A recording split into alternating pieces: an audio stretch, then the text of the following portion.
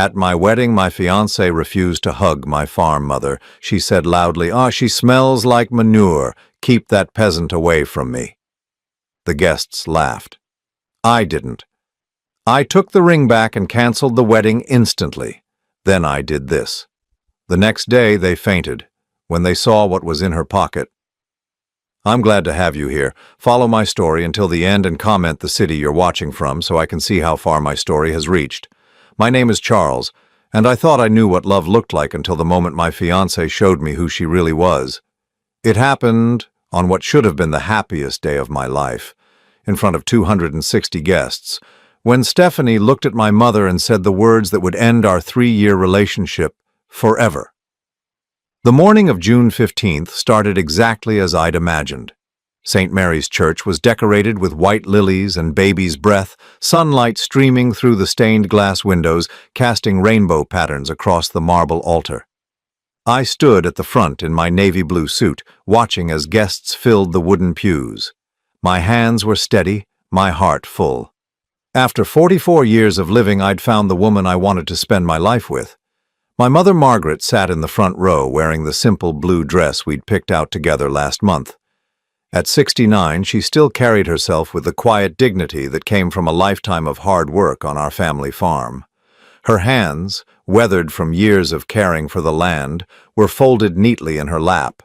She'd driven the 3 hours from Willowbrook Farm this morning, and I could see she was nervous but trying not to show it. Stephanie's family occupied the other side of the church like they owned it. Her father wore a suit that probably cost more than my mother made in 2 months selling eggs and vegetables at the farmer's market. Her mother dripped in jewelry, each piece carefully chosen to display their wealth. They'd made it clear from the beginning that they tolerated my background but didn't particularly approve of it. The music began and Stephanie appeared at the back of the church. She looked stunning in her $10,000 dress, every detail perfect from her professionally styled hair to her diamond-encrusted shoes. She glided down the aisle like she was floating, her smile radiant as our guests stood to watch her approach. Everything was perfect, until it wasn't. The ceremony proceeded without a hitch. We exchanged vows I'd spent weeks writing, promising to love and honor each other through everything life might bring. When the minister pronounced us husband and wife, I kissed her with all the love I had in my heart. The guests erupted in applause, and for that moment the world felt exactly right. But then came the receiving line. Family members and friends approached to offer their congratulations, and I watched proudly as Stephanie gracefully accepted their well wishes. She was in her element. Charming and elegant. Everything I thought I wanted in a partner. My mother waited patiently toward the back, letting others go first, as she always did. When it was finally her turn, my mother approached us with that shy smile she got around Stephanie's crowd.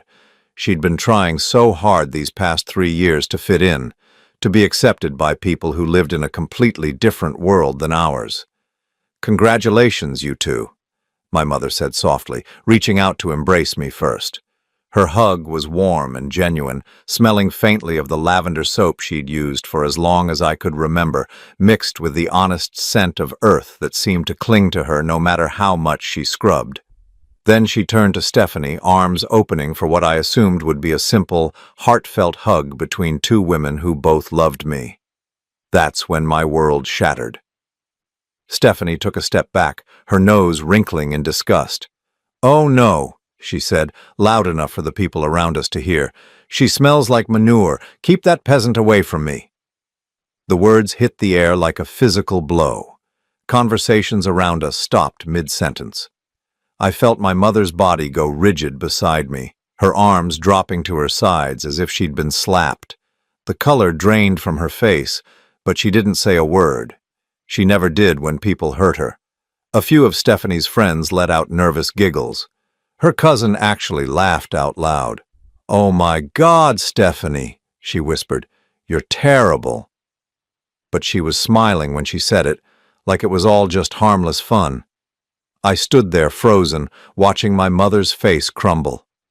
This woman, who had raised me alone after my father died when I was 12, who had worked 18-hour days to keep our farm running and put me through engineering school, who had never asked for anything except to be treated with basic human dignity.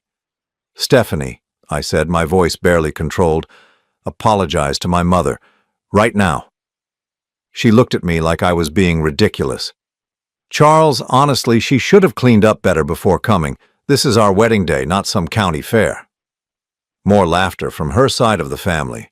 I looked around at these people I'd been trying to impress for 3 years, watching them treat my mother like she was something to be tolerated at best, mocked at worst.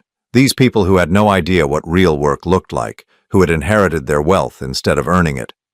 That's when I noticed the envelope in my jacket pocket seemed to burn heavier against my chest. The envelope I'd been carrying around for 2 weeks, the one from my father's lawyer that I hadn't had the courage to open, the one that would change everything if what I suspected was true. Take off the ring, I said quietly. Stephanie blinked. What? Take off the ring, this wedding is over. The church fell completely silent, 260 people holding their breath, watching a groom destroy his own wedding in real time. Stephanie's mouth fell, open, her carefully applied makeup suddenly looking garish under the harsh reality of the moment. Charles, you're being ridiculous, she stammered. It was just a joke. Can't she take a joke? I looked at my mother, still standing there with her dignity intact despite the humiliation. Then I looked at Stephanie, really looked at her, and saw someone I didn't recognize, someone who could casually destroy another person and call it humor. The joke, I said loud enough for everyone to hear, is that you have no idea what you just threw away. I reached into my jacket and pulled out the sealed envelope, the one that had been burning a hole in my pocket for 14 days, the one I'd been afraid to open because it might change everything. Now I realized it already had. But you're about to find out. Stephanie stared at the envelope, her face shifting from confusion to something that looked almost like fear. Around us, her family began to realize this wasn't just a lover's quarrel. This was something bigger. I turned to my mother, taking her trembling hand in mine. Come on, Mom, let's go home.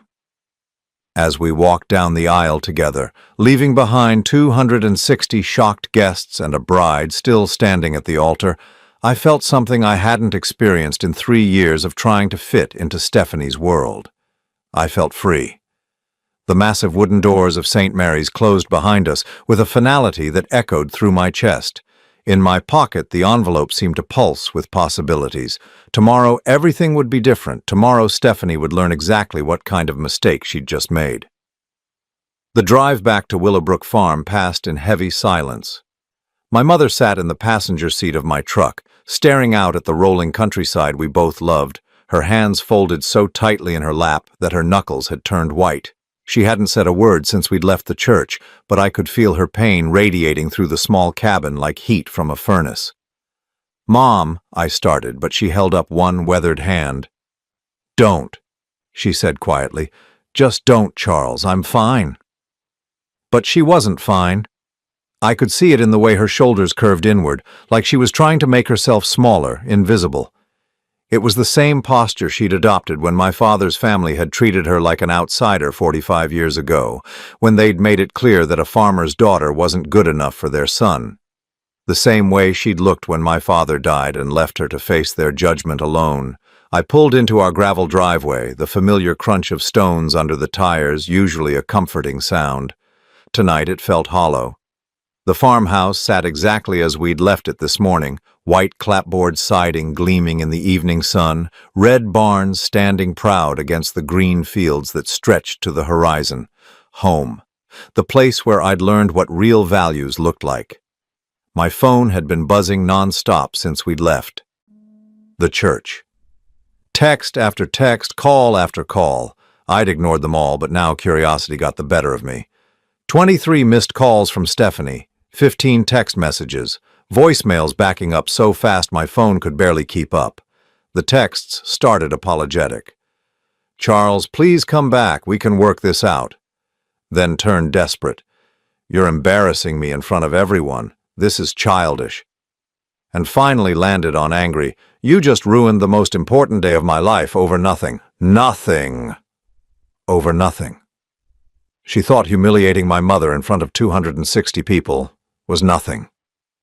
But it was the voicemail from her father that made my blood run cold. "Charles, this is Richard. Look, I understand you're upset, but you need to think about this rationally.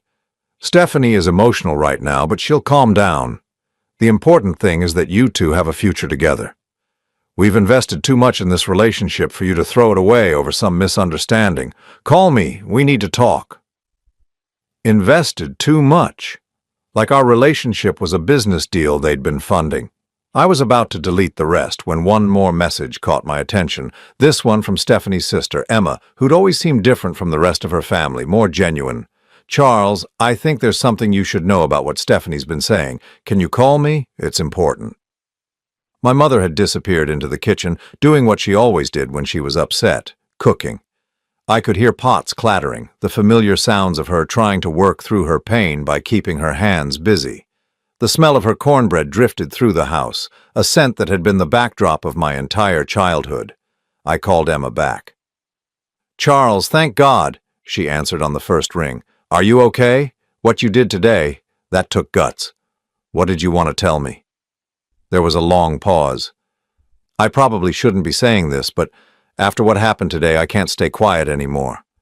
Stephanie's been talking about your mother for months, about what she plans to do after you're married." My grip tightened on the phone. "What kind of plans?" "She wants to put her in a home, Charles. A facility. She's been researching places, talking to lawyers about how to make it happen.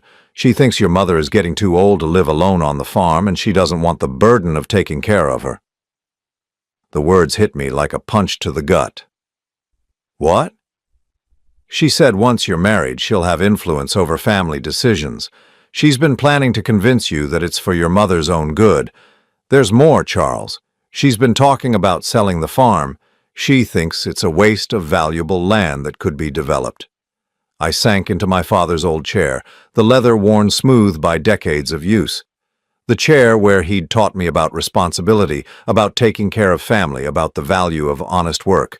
The same chair where he'd made me promise, right before he died, that I'd always take care of my mother.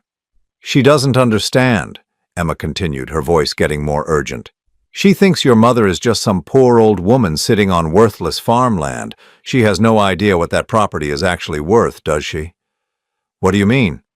"Charles, I work in real estate development. I've driven past your farm a dozen times, and that's prime land. The location, the acreage, the development potential. If someone wanted to sell it, they could make millions. Stephanie thinks she's going to inherit some rundown farm. She has no clue what she'd actually be getting." But I did know. I knew because of the envelope still burning in my jacket pocket. The envelope I'd finally worked up the courage to open during the drive home.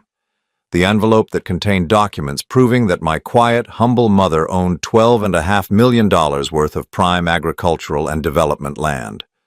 Property that had been in our family for over a century, passed down through generations who understood its true value.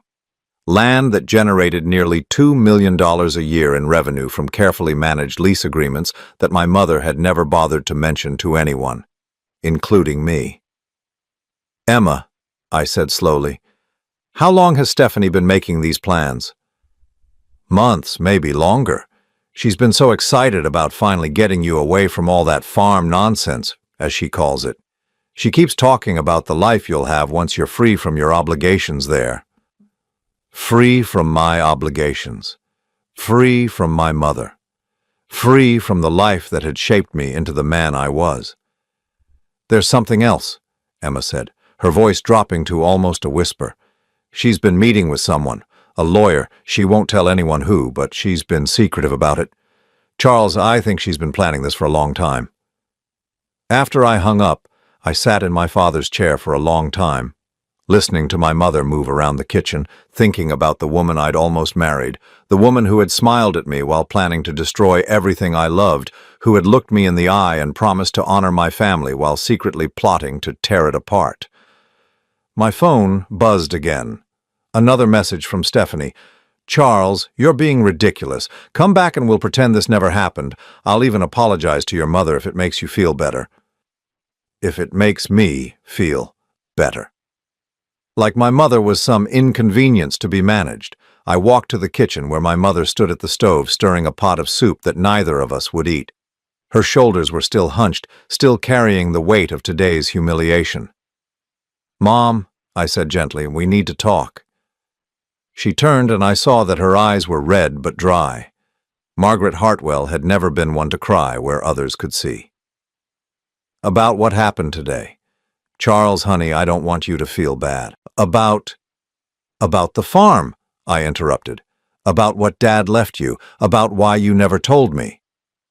She went very still, the wooden spoon frozen in her hand.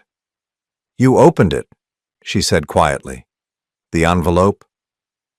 I pulled the documents from my jacket, the papers that proved my mother was worth more than everyone at that wedding combined. "Mom, why didn't you tell me?" She turned back to the stove, her voice barely above a whisper. "Because I didn't want money to change how people saw you or me. Your father and I, we built something real here, something honest. Money has a way of making people forget what really matters." But as I watched her stand there, still trying to protect me even after what she'd endured today, I realized something.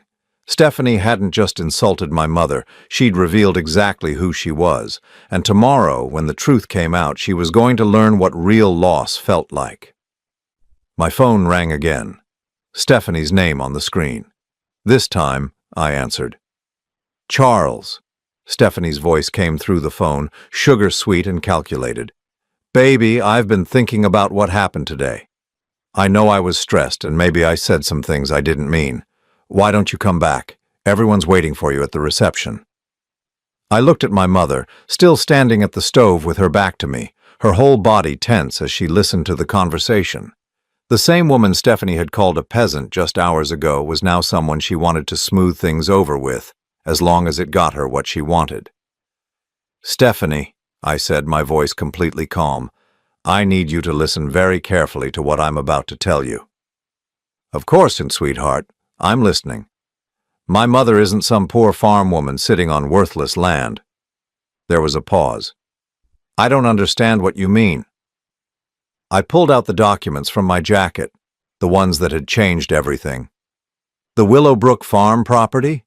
The land you think is just some rundown family farm, it's worth $12.5 million. Silence on the other end of the line. "Charles, that's impossible. It's just farmland in the middle of nowhere." "No, Stephanie, it's 3,000 acres of prime agricultural land with development rights that my great-grandfather purchased when land was cheap. It's currently leased to sustainable agriculture companies and generates nearly $2 million in annual revenue. My poor peasant mother is worth more than your entire family combined." I heard her breath catch. "You're lying." "Am I? The woman you just humiliated in front of 260 people owns one of the largest private agricultural holdings in 3 counties. The woman you called a peasant could buy and sell your father's business without thinking twice about it." My mother turned around, her eyes wide. Even she hadn't known the exact current value. The lawyer's letter had contained updated appraisals and market assessments that painted a picture of wealth beyond what either of us had imagined. "That's..." Stephanie's voice had gone very quiet. "That's not possible. You never said anything about money. You drive an old truck. You live in that tiny house. If your family has money, why do you live like that? Because unlike your family, we understand the difference between having money and being owned by it.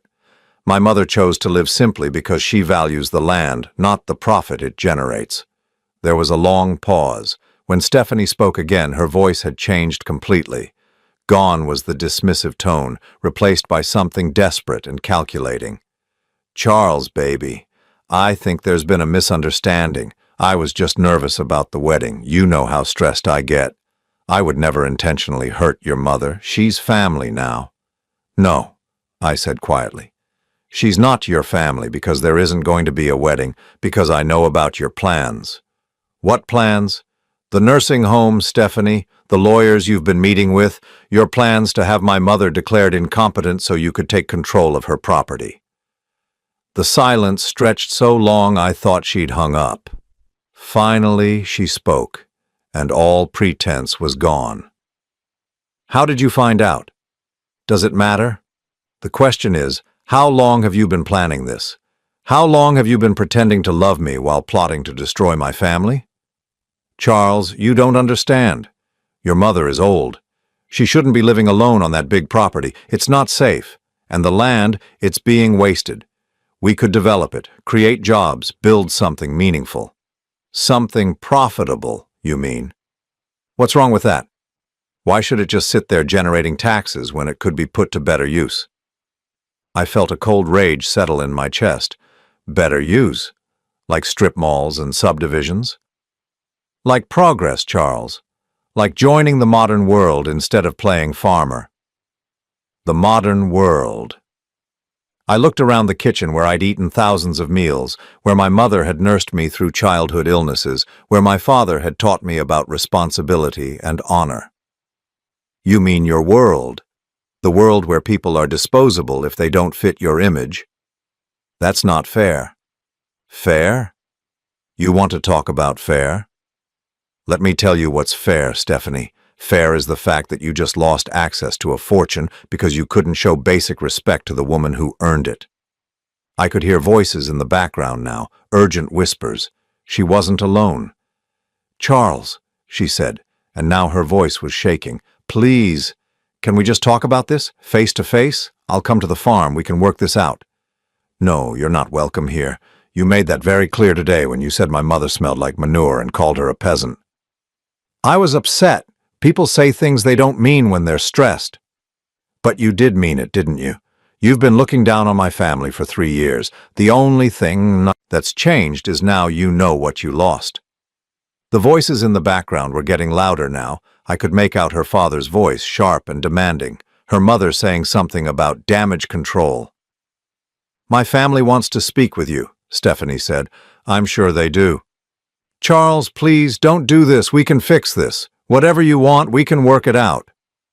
What I want, I said, looking at my mother who was watching me with something that looked like pride, is for you to never contact my family again. You can't be serious over one comment, one mistake. It wasn't a mistake, Stephanie. It was who you really are. I could hear her father in the background now, clearly agitated. Give me the phone, he was saying. Let me talk to him. Charles, Stephanie's voice was desperate now. My father wants to speak with you. He thinks we can resolve this like adults. Tell your father that adults don't humiliate elderly women at weddings. Adults don't plot to steal family property. Adults don't call people peasants for working with their hands. Please, Charles, don't throw away 3 years over this. I'm not throwing anything away. You already did that. I hung up before she could say anything else. The kitchen fell quiet except for the gentle bubbling of the soup on the stove. My mother stood there looking at me with tears in her eyes, but this time they weren't tears of humiliation. I'm proud of you, she said quietly. Mom, I'm sorry. I should have known what she was planning. I should have protected you better. She crossed the kitchen and took my hands in hers, the same hands that had worked this land for 40 years, that had built something real and lasting while people like Stephanie chased appearances and status. You did protect me, she said. You chose what was right over what was easy. That's more than most people would do. My phone was buzzing again, but I ignored it. Let them panic. Let them realize what they'd lost. Tomorrow, when word got out about what had really happened at the wedding, when people learned that Stephanie had insulted one of the wealthiest women in 3 counties, the social consequences would be devastating. But tonight, I sat in the kitchen with my mother, eating her cornbread and listening to her tell stories about my father, about how they'd built this life together one honest day at a time. For the first time in 3 years, I felt like I was home. Outside, the sun set over land that had been in our family for generations, land that would stay in our family for generations to come, land that Stephanie would never touch, never develop, never destroy. The phone rang again. This time it was a number I didn't recognize. I didn't answer it. But something told me that tomorrow was going to be very interesting. The morning after what should have been my wedding day arrived with the kind of crisp June air that made everything seem possible. I'd slept better than I had in months, finally free from the anxiety I hadn't even realized I'd been carrying. But that peace was shattered at 7:30 when my phone rang. It was Emma again. Charles, you need to get to Stephanie's apartment right now. I was already pulling on my clothes. What's wrong? She's gone. Left sometime last night, but she didn't take everything with her, and what she left behind, Charles, you need to see this. 20 minutes later, I was standing in the doorway of the luxury apartment that Stephanie's parents had been paying for. $2,800 a month for a place that was all marble countertops and designer furniture, the kind of space that looked impressive but never felt like home. Emma met me at the door, her face grim. She cleared out fast. Most of her clothes are gone, her jewelry, her passport, but she left her desk. The desk was a mess of papers, like someone had rifled through drawers in a hurry. But what caught my attention was what was spread across the top. Documents with my mother's name on them, legal papers I'd never seen before. I called you the second I found these, Emma said, handing me a folder. Charles, I think your ex-fiancée has been busier than any of us realized. I opened the folder and felt my blood run cold. Inside were photocopied documents that appeared to show my mother signing papers that gave Stephanie power of attorney over her affairs. Papers dated just 2 weeks ago. These are forgeries, I said immediately. My mother would never sign anything like this. I know, Emma said quietly, but look at the next page. It was a medical evaluation form, supposedly filled out by a Dr. Harrison Matthews at Riverside Medical Center. The form declared that Margaret Hartwell, age 69, was showing signs of dementia and memory loss severe enough to impact her decision-making abilities. It recommended that she be placed under the care of a qualified guardian. My hands were shaking as I read the lies typed in neat professional rows. Confusion about dates and times, inability to manage finances, declining personal hygiene. Every word was a fabrication, but it was written with the authority of a medical professional. There's more, Emma said, pulling out another document. This one was from a lawyer's office, Brennan, Foster and Associates. It outlined a plan to have my mother declared incompetent and place her in Sunset Manor, a full-care facility for seniors with cognitive decline. The cost? $8,000 per month. Nearly $100,000 per year to warehouse my mother in a place that would slowly strip away her dignity and independence. Emma? I said, my voice barely steady. How did you know to look for these? She sank into Stephanie's white leather chair, running her hands through her hair. Because I helped her research the lawyer. She told me she was doing some financial planning, that she wanted to make sure your mother would be taken care of as she got older. I thought she was being thoughtful. When? 3 months ago. She asked me to help her find someone who specialized in elder care law. She said she wanted to surprise you with how well she'd planned for your mother's future. Emma's voice cracked. Charles, I'm so sorry. I had no idea what she was really planning. I flipped through more papers, each one more damning than the last. There were floor plans for residential developments with names like Hartwell Commons and Willowbrook Estates, marketing materials that described luxury living on historic farmland, financial projections that estimated profits in the tens of millions. She had it all figured out, I said, more to myself than to Emma. Get married, have mom declared incompetent, put her in a facility, sell the land for development. The medical evaluation is fake, Emma said. It has to be. I called Riverside Medical Center this morning. They've never heard of Dr. Harrison Matthews. And the power of attorney? I compared the signature to some Christmas cards your mother sent Stephanie. The handwriting doesn't match. I sat down hard on Stephanie's pristine white couch, the same couch where she'd planned the destruction of my family while smiling and talking about our future together. The same place where she'd probably laughed about how easy it would be to fool the simple farm boy into going along with her plan. There's something else, Emma said reluctantly. I found emails. She handed me her phone, and I read the messages between Stephanie and someone named Marcus Chen at Chen Development Group. The emails went back 8 months, the entire length of our engagement. Marcus, the property survey confirms what we discussed. 3,000 acres, prime location, already zoned for mixed-use development. Conservative estimate $40 million in revenue potential. Stephanie had replied, timeline unchanged, Wedding in June, guardianship proceedings to begin in July. Property should be available for purchase by fall. Marcus. And the current owner? Stephanie. Will be safely settled in a care facility where she belongs. The son won't be a problem once he understands it's for his mother's own good. I read email after email documenting a conspiracy that went far deeper than I'd imagined. Stephanie hadn't just been planning to steal my mother's property, she'd been planning it since the day I proposed. Charles, Emma said gently, there's one more thing.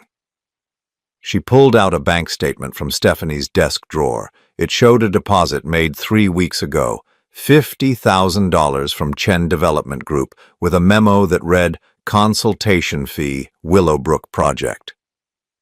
She'd already been paid, I said, understanding flooding through me. This wasn't just planning. She'd already sold my mother's land. The buyer was just waiting for her to get legal control. My phone buzzed with a text message from an unknown number. Charles, this is Richard Manning from the law firm representing Chen Development. We understand there may have been some complications with the Willowbrook property transfer. We'd like to discuss this matter with you at your earliest convenience. I showed the message to Emma. Her face went pale.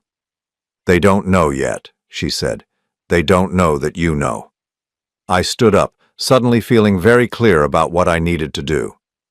Emma, I need you to help me gather all of this evidence, every document, every email, every piece of paper that shows what Stephanie was planning. What are you going to do? I'm going to make sure she never hurts anyone else, the way she tried to hurt my mother. As we worked to organize the evidence, I thought about all the red flags I'd ignored. The way Stephanie had always steered conversations away from specifics about the farm, her insistence that my mother was getting too old to live alone. Her sudden interest in elder care law and estate planning. I'd thought she was being caring. Instead, she'd been conducting reconnaissance. My phone rang. The caller ID showed Stephanie's number, but when I answered, it was her father's voice. Charles, we need to talk. Man to man. There are things about this situation you don't understand. Actually, Richard, I understand perfectly. Your daughter has been planning to steal my mother's property since the day we got engaged. She forged documents, bribed doctors, and sold land that doesn't belong to her. Silence on the other end of the line. I have all the evidence, I continued. The fake medical evaluations, the forged power of attorney documents, the emails with Chen Development, the $50,000 payment she already received, all of it. Charles, Richard's voice was very careful now, I think there may be some misunderstanding. The only misunderstanding was mine. I actually believed your daughter loved me. She does love you. This whole thing, it got out of hand, but her intentions were good. She just wanted to secure your future. By stealing from my mother? By making sure you weren't tied down to a failing farm forever. The casual cruelty of his words hit me like a physical blow. Even now, even caught red-handed, they still saw my mother as nothing more than an obstacle to their plans.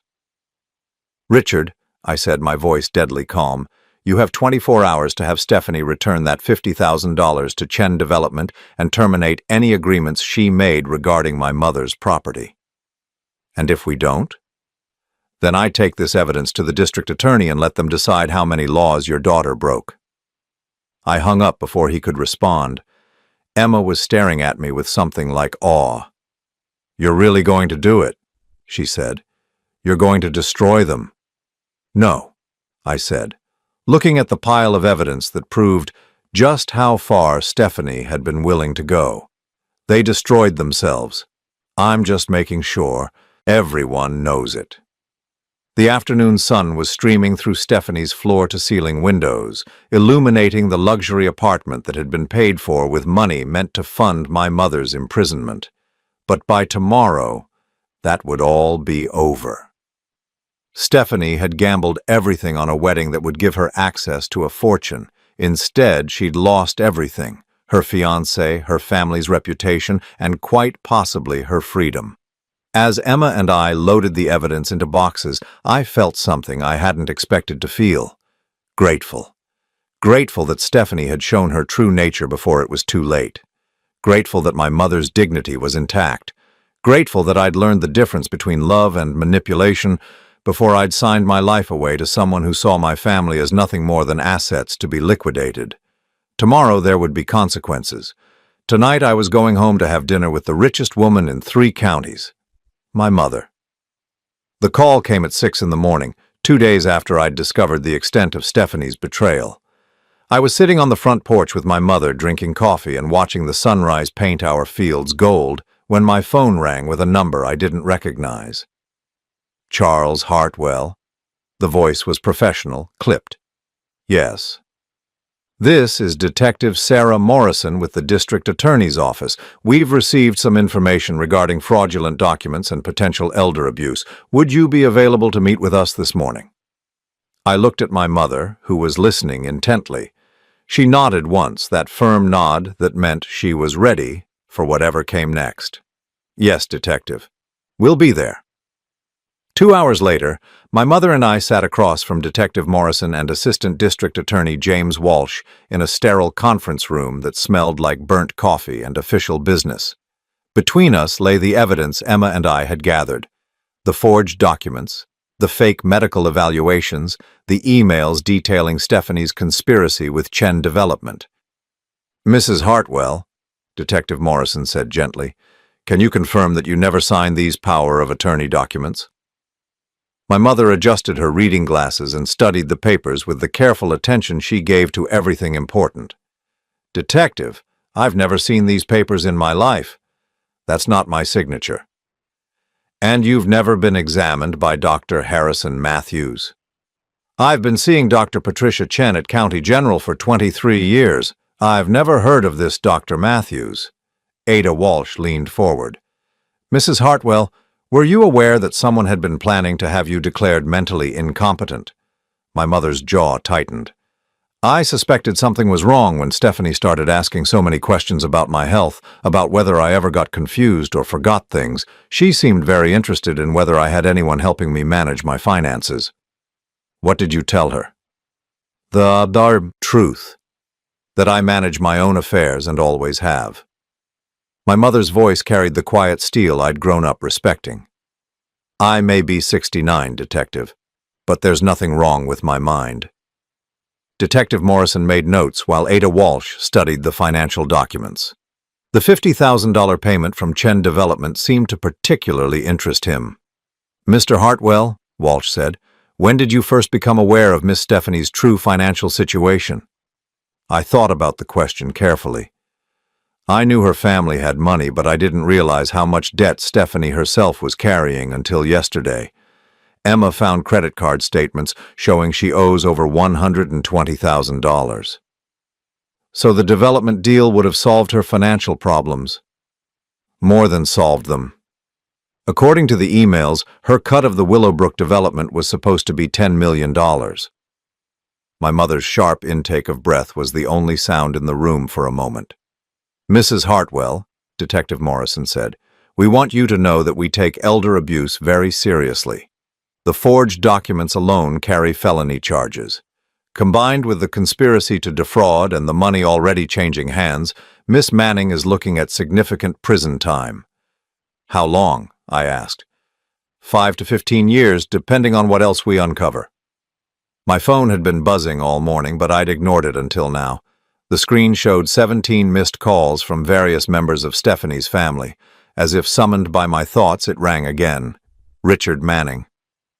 Charles, I said to Detective Morrison, that's Stephanie's father. Would it help if I answered? Put it on speaker, Ada Walsh said immediately. I hit accept and speaker simultaneously. Hello, Richard. Charles, thank God, we need to talk. This has all gotten completely out of hand. I'm listening. Look, I know Stephanie made some mistakes. We all do, but involving the police, that's going too far. This is a family matter. Detective Morrison and Ada Walsh exchanged glances. Richard, I said calmly, Stephanie forged legal documents and tried to steal my mother's property. That's not a family matter. That's a crime. Charles, please. Think about what you're doing. Stephanie's career, her whole future. You're going to destroy it over what amounts to a misunderstanding. A misunderstanding? She got carried away with planning for your future together. Her intentions were good even if her methods were questionable.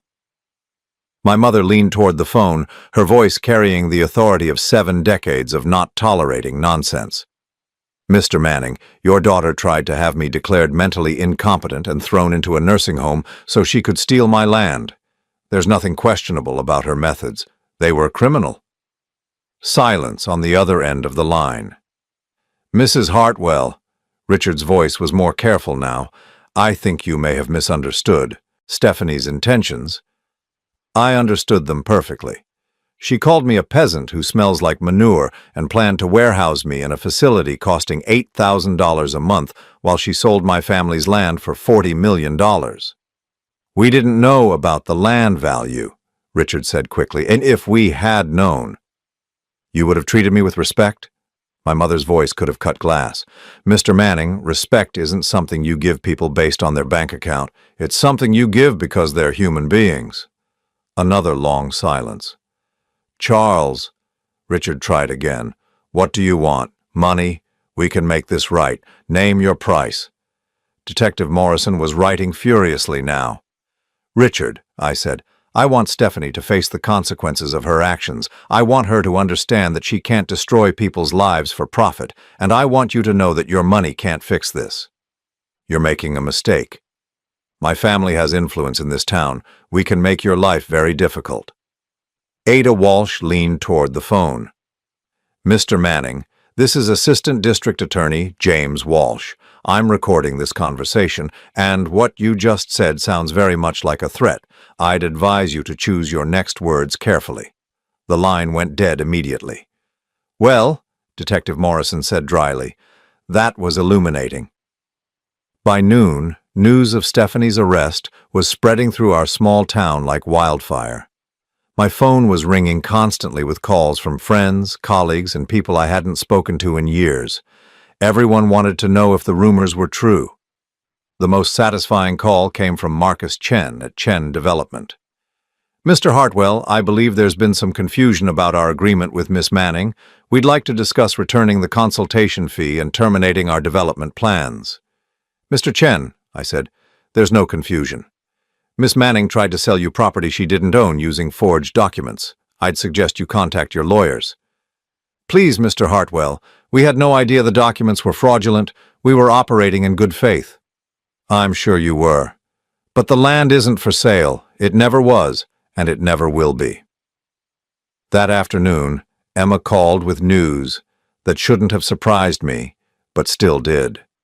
Charles, you need to know what's happening with Stephanie's family. They're completely falling apart. What do you mean? Her mother is furious, not at you, at Stephanie. Apparently she used family money to make that initial payment to Chen Development without telling anyone. She stole from her own parents to fund her scheme.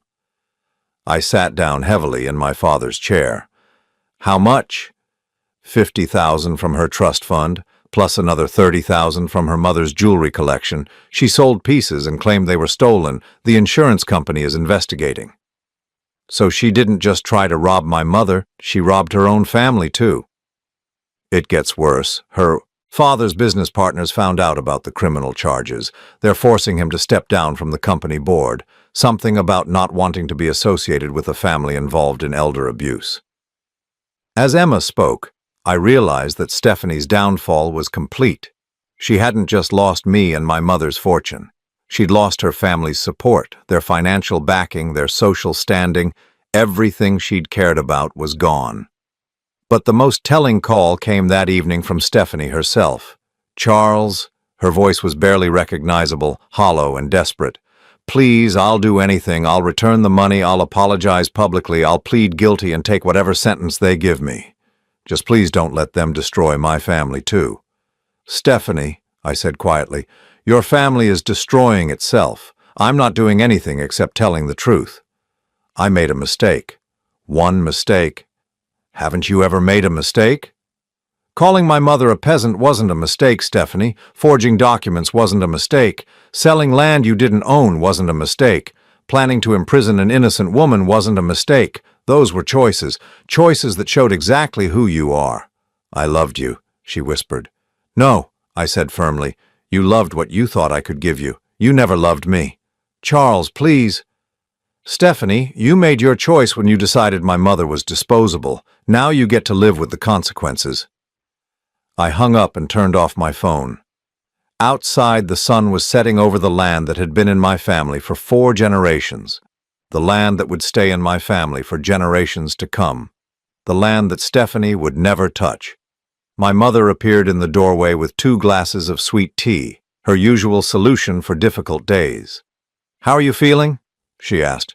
"Free," I said, and meant it. Tomorrow would bring more legal proceedings, more questions, more consequences for Stephanie's actions, but tonight I was exactly where I belonged. Home. 6 months later, I stood in the same church where my wedding was supposed to happen, but this time the circumstances couldn't have been more different. Instead of the elaborate decorations and forced luxury of that June day, St. Mary's was simply dressed in autumn flowers that my mother had grown herself. Instead of 260 guests, there were 37 people who actually mattered to us. And instead of Stephanie at the altar, there was Sarah. Sarah Morrison, the detective who had handled Stephanie's case. The woman who had spent hours with my mother taking her statement and had been so moved by her dignity that she'd started visiting the farm on weekends, ostensibly to check on the case, but really because she'd fallen in love with the peace and authenticity she found there. The woman who had looked at our simple farmhouse and said it was the most beautiful home she'd ever seen. The woman who had met my mother and immediately asked for her cornbread recipe. The woman who saw the value in what we'd built without knowing about the money behind it. I'd asked Sarah to dinner 3 months ago after Stephanie's sentencing was final. 7 years for elder abuse, fraud, and conspiracy. Stephanie's family had tried to use their influence to get a lighter sentence, but Detective Morrison's thorough investigation had uncovered 2 other elderly victims Stephanie had targeted in previous years. The pattern of predatory behavior made any plea deal impossible. Sarah had accepted my dinner invitation, but only after making it clear that she was interested in Charles the engineer, not Charles the heir to millions. "I need you to know," she'd said that first night over coffee at Miller's diner. "I would have been just as interested if your mother had been a poor woman with 3 acres instead of a wealthy woman with 3,000. "How do I know that's true?" "Because," Sarah had smiled, "I've been buying my vegetables from her farmer's market stand for 2 years, and I fell a little bit in love with your family every Saturday morning, long before I knew about the money." That's when I knew Sarah was different. She'd seen the real value in what we had, the love, the loyalty, the connection to something bigger than ourselves, before she knew about the financial worth. Now, as I watched her walk down the aisle in a simple blue dress that brought out the color of her eyes, I felt what I should have felt 6 months ago. Complete peace, total certainty, the knowledge that I was choosing exactly the right person for exactly the right reasons. My mother sat in the front row wearing a new dress that she'd actually bought for the occasion instead of making herself. The past 6 months had changed her in subtle ways. Not because of the money, she still lived the same simple life she always had, but because she finally felt valued for who she was, instead of criticized for who she wasn't. The legal proceedings had vindicated her completely. Dr. Patricia Chen, her real doctor, had testified that my mother was in perfect mental health and more than capable of managing her own affairs. The judge had called Stephanie's scheme a particularly despicable form of elder abuse, targeting a woman whose only crime was living modestly despite her wealth. As Sarah reached the altar, I thought about how different this moment felt from that horrible June day. There was no tension, no undercurrent of judgment, no sense that people were performing roles instead of celebrating genuine love. "Dearly beloved," Pastor Williams began, and this time the words felt sacred instead of hollow. After the ceremony, our reception was held at the farm. Tables were set up in the barn, decorated with wildflowers and mason jars filled with fireflies. Sarah's police colleagues mingled with my engineering friends and the neighboring farmers who had become my mother's chosen family over the years.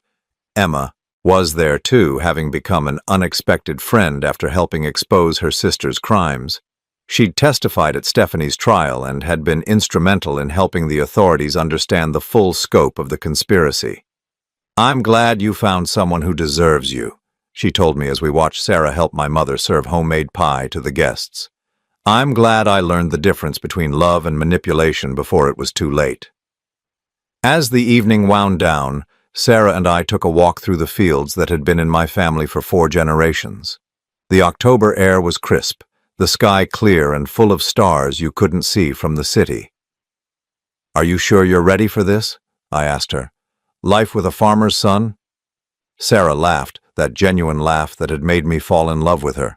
"Charles, I've spent 15 years dealing with criminals and con artists and people who lie for a living. You think I can't handle an honest man who knows how to work with his hands?" We stopped by the old oak tree where my father had proposed to my mother 45 years ago. The same tree where he'd taught me to climb, where he'd explained the importance of having roots while still reaching for the sky. "Sarah," I said, taking her hands in mine, "I need you to know something about the money." "Charles, we've talked about this. Just listen. The money doesn't change anything about how we live. My mother is setting up a foundation to help other elderly people protect themselves from financial exploitation. Most of the annual income from the land will go to that. We'll live comfortably, but we'll live simply." Sarah smiled. "Good. I didn't fall in love with a rich man. I fell in love with a man who canceled his own wedding to protect his mother. And I fell in love with a woman who saw the value in my family before she knew about our bank account." As we walked back toward the house where my mother was putting away the last of the dishes with the efficiency of someone who had been hosting gatherings for 40 years, I felt something I'd never experienced during my 3 years with Stephanie. Contentment. Not the desperate need to prove myself worthy of love. Not the anxiety that came from trying to fit into someone else's vision of success. Just the quiet satisfaction of being exactly where I belonged with exactly the right person. My phone, which I'd left in the house during the ceremony, showed several missed calls from unknown numbers. The trial had generated enough media attention that reporters still called occasionally, looking for interviews about the inheritance scam that had shocked our quiet community. There was also a message from the warden at the state prison where Stephanie was serving her sentence. "She'd been asking to see me," he said. "She wanted to apologize in person." I deleted the message without hesitation. Some bridges, once burned, don't need to be rebuilt. Sarah noticed me checking my phone. "Everything okay?" "Everything's perfect." And for the first time in my adult life, that was completely true. The next morning, I woke up in my childhood bedroom. Sarah and I would spend our wedding night at the farm before leaving for a simple honeymoon in the mountains, to the smell of my mother's coffee and the sound of women's laughter from the kitchen.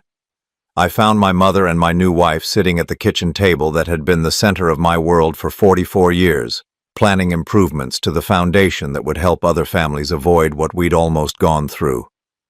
"We were thinking," my mother said, "about calling it the Margaret and Sarah Foundation, for families who need protection." "Just promise me," I said, sitting down with my own cup of coffee, "that whatever we build, we keep it simple, keep it real." "Charles," Sarah said, reaching across the table to take my hand, "we wouldn't know how to do it any other way." Outside, the autumn sun was rising over land that had been in my family since my great-great-grandfather had the vision to purchase 3,000 acres when no one else understood its value. Land that had supported 4 generations of Hartwells and would support 4 more. Land that Stephanie had seen only as profit potential, but that Sarah understood was something much more precious. Home. 3 years later, I got one final call about Stephanie. She was being released on parole, having served her minimum sentence. The caller was her parole officer, letting me know as a courtesy that she'd been assigned to a halfway house in a city 200 miles away. "She won't be allowed to contact you or your family," he assured me, "and she's required to attend counseling for financial crimes and manipulation disorders." I thanked him and hung up, then walked to the window where I could see Sarah teaching our 6-month-old daughter to walk in the garden my mother had planted. 3 generations of Hartwell women, each one teaching the next about the value of authentic love and honest work. Stephanie was someone else's problem now. She always had been, really. I'd just been too blinded by what I thought was love to see it. But now I knew the difference. Love wasn't manipulation disguised as care. Love wasn't conditional on your usefulness to someone's plans. Love wasn't something you had to earn by being someone you weren't. Love was Sarah falling asleep, reading farming magazines because she wanted to understand my world. Love was my mother teaching Sarah to can vegetables because she wanted to share her knowledge. Love was the three of us working together to build something that would last, something that would matter. As I watched my wife and daughter playing in the dirt that had fed my family for generations, I realized that Stephanie had actually done me a favor. She'd shown me her true nature before I'd committed my life to someone who saw my family as obstacles to be eliminated. The farm was thriving, now managed with sustainable practices that honored both the land and the profit it generated. The foundation was helping dozens of families protect themselves from financial predators. Sarah had taken early retirement from the police force to focus on advocacy work and raising our daughter on the land that would someday be hers. And I had learned the most valuable lesson of my life, that real wealth isn't measured in dollars, but in the people who choose to love you for who you are, rather than what you can provide them. That evening, as we sat on the front porch watching the sunset paint our fields gold, Sarah asked me if I ever wondered what would have happened if Stephanie hadn't shown her true nature at the wedding. Never, I said, meaning it completely. Because if she hadn't revealed herself then, she would have revealed herself eventually. And by then it might have been too late to protect my mother, too late to build this life with you. Do you think she learned anything from what happened? I considered the question seriously. I hope so. But whether she did or didn't, it's not my responsibility anymore. Sarah nodded, understanding in the way that people who have seen the worst of human nature often do. The important thing is that your mother is safe, and we're here and we're happy. The important thing, I said, watching my daughter sleep peacefully in Sarah's arms, is that we chose each other for the right reasons. As the stars came out over Willowbrook Farm, over the land that had been preserved for another generation, I felt something that Stephanie never could have given me, no matter how much money she'd gained access to. I felt complete. Not because I had inherited wealth, but because I had inherited something far more valuable. The knowledge of what real love looks like, and the courage to choose it over anything else. The farm would continue. The foundation would grow. My daughter would learn to value character over capital, authenticity over appearance, and somewhere, in a halfway house 200 miles away, Stephanie would have to live with the consequences of choosing greed over love, manipulation over genuine connection. But that was her story now. This was mine, and it was exactly the story I'd always been meant to live.